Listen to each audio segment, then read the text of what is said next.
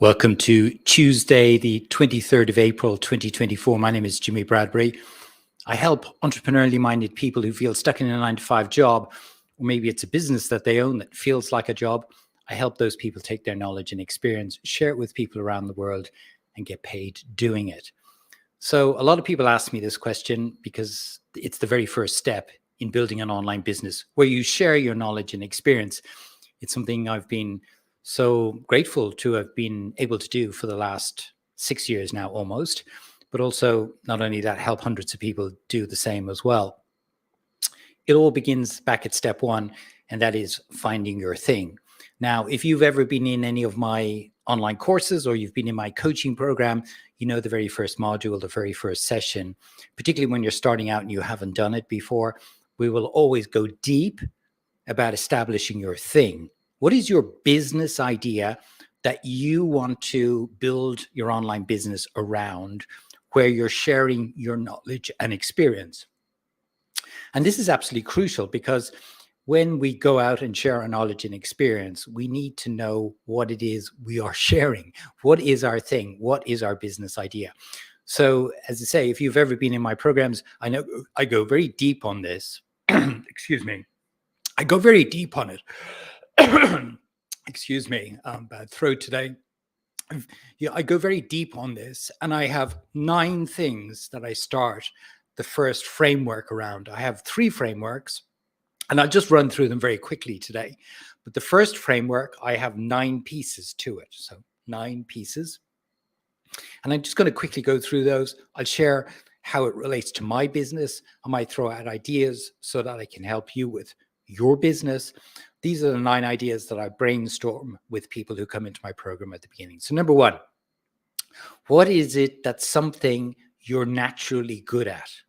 What do you feel you naturally have a gift for? Now, this could be a hobby. So for me, I could say I love kite surfing. Okay. So that is something I feel naturally I love doing. It is a passion of mine that I've learned. But for you, maybe it's yoga teaching. Maybe it's, or just doing yoga. Maybe it's playing guitar. Maybe it's playing piano. Maybe it's just being a good parent. Maybe it's being just a good friend. What is it that comes naturally to you? So that's the first thing, the first of 9. The second thing is, what do you love most about that piece of work that you do? I don't like to call it work, but just to give it some context today in what I'm teaching, what is it you love most about that? So let's say you're a yoga teacher. What is it you love about it? Is the different postures? Is it the equipment you use? It is the people? Is it the type of yoga that you like? What is it that you like most about that specific thing? So number 1 was, what comes naturally to you? What is it, number 2, that you specifically like about that? Number 3, have you ever got paid for doing this or anything related to it? So if I took my example, I build online businesses, my own online business, but I also coach and help people build online businesses. I've also got online courses that people join every single day as students. But if I wasn't doing it, maybe I would do consulting, which is what I did for 25 years. Have I ever got paid for it? Yes, I have got paid for it. So I might turn that into an online business where instead of coaching and building online courses, I might provide a service, which would be consulting. Okay, so that'd be number 3. Number 4, what is it that you've personally got transformation in? This is usually something that's very helpful when you're helping other people. But it doesn't have to be just you that's got the transformation. It could be you've got transformation for other people. So in my case, I've helped people get online, build online businesses, generate revenue. If it's in my coaching program, if it's in my online courses, it's understanding LinkedIn, building an audience on LinkedIn, being able to schedule content and creating content, building an audience, building a business around LinkedIn. I've got transformation for hundreds of people because they've gone through my LinkedIn course. So it could be for other people, could be for yourself. But what is it that you've got transformation fit? That's number 4. Number 5 is, if somebody says to you that you're good, or that's so good at what you do. Let's come back to the yoga teacher. or your enjoyment of yoga. Somebody might say, I love this thing. This is somebody else saying this to you. I love this way that you approach this type of yoga. I love the way that you are able to do this kind of pose or posture. What is it that people say to you that you're good at relative to what you enjoy, and attach the value to that? What is that positive thing that people see in you that you can attach value to? That's number 5. Number 6, what kind of questions do you get asked all of the time? This video that I'm doing today, it's kind of a bit meta, is the question I get a lot is, Jimmy, I want to build an online business. Where do I start? So people ask me that, so I listen to that a lot. Where do I start?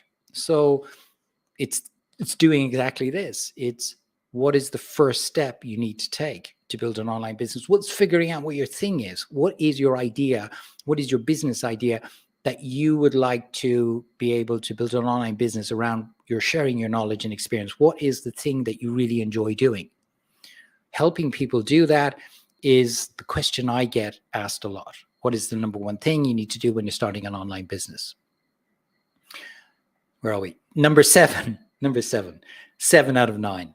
So number 7 is, what is the content that you like to create? What kind of modality of content do you like to create? Do you like to create posts? Do you like to create stories? Do you like to create reels? Do you like to create little videos? Or do you like to do long videos? Me personally, I love videos. I haven't always liked videos, but I love video because 3 years ago, I saw that if you wanted to really build an online business and you needed to connect with your audience deeply, authentically, in a way that people saw you, I said I needed to learn video. I know not everybody loves video, but I love video. That's why I've got 2 online courses that go for 5 to 6 hours, and it's just me on video teaching with a whiteboard behind me, all direct to camera, no notes. I just shoot directly to camera, and I teach around LinkedIn and how to build an online business. Those are my 2 online courses. But it may not be for you. Video may not be for you, but what is the way that you like to create content? Maybe it's written form because you like writing. Whatever the form of content is, figure out what is it that you feel comfortable with. That's number 7. Number 8, this is probably the obvious one that everybody starts with. What problem do you solve? What is the problem that you solve when you're helping people and you're thinking about building an online business? So going back to the yoga teacher, if you want to teach yoga, what would be the things that you would solve people's problem? Maybe they're starting out. They don't know. Maybe it's just like me. They don't know too much about yoga. What would be the things you would teach me as somebody who'd be starting out new? The equipment I need to get, the clothes I need to wear, the posture I need to do, the mindset I need to have, the surroundings I need to be in. What is it I need to learn when I be starting out? So what problem are you helping a beginner solve? That's just, if you're helping people start out. That's number 8. Number 9, what is the process? This is my favorite one because I love it. I'm a framework person. I'm a process person. What is the framework that you would use to create your thing? So going back to the piano teacher or the guitar teacher, what framework have you got to help people, whether they're beginner, intermediate, or advanced? How do you help them get from A to B? What framework do you use? Those are the 9 things that I would use when I would brainstorm with my students and my clients when they'd be starting into my program, and we'd go really deep on this, and I would help them find their thing. Now, the next day I would ask them to go away, and then for 10 minutes, maybe more than one day, maybe 2 or 3 or 4 days, I might ask them to do 10, 15 minutes every day and just brainstorm around what we talked about. And I have this thing where I get these things out, Post-it notes. You want to see my room here. There's Post-it notes everywhere. And I help them brainstorm on a whiteboard against Post-it notes just ideas coming out. So I would then help them with that. The final thing I would do then, if they couldn't get what their thing was in those first two exercises, in the third one, I would then get them to text 5 friends, and I would get them to ask 1, 2, 3 questions. First question would be, if you were to come to me, what kind of advice would you be asking me for? Again, it may be, I need this advice on my teenage son or my teenage daughter. You've got 2 teenage daughters. You've brought them up very well. I've got challenges with my teenage son or daughter. How do you get over that? They go, and what people will come to you for advice would be the first thing. The second thing would be, when people think of you, what do they think of you as something that you're good at? So maybe if I was more advanced with kite surfing, people might say to me, well, Jimmy, can you teach me how to kite surf? But you think about what is the things that people see you as good at, and they would come to you for help on. And then number 3, what is the thing that people see you as an expert in? It could be something that perhaps is very obvious to other people, but may not necessarily be for you. And ask those people, what is it you feel I'm an expert in? Again, it's something that could be really obvious and you may not be aware of it.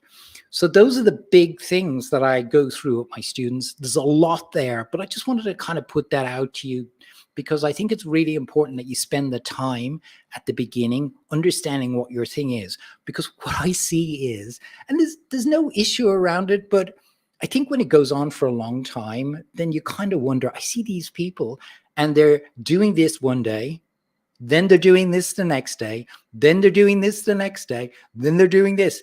And it's so confusing. It really is. Like, if you think about it, it's a real big problem. So what I would suggest to you is that you go out there and you decide what are the things that you want to do, but go through a process, whether it's my process and my questions, or it's your own that you can pick from this, and then be really clear about what it is your thing is. It'll help you enormously. The good thing to do is put the time in now, because you don't want to be one of those people who just keeps changing all of the time, because that's very confusing for your audience. Hopefully that's been helpful for you today, wherever you are in the world. Have a great day, and I look forward to talking to you again tomorrow. Bye-bye.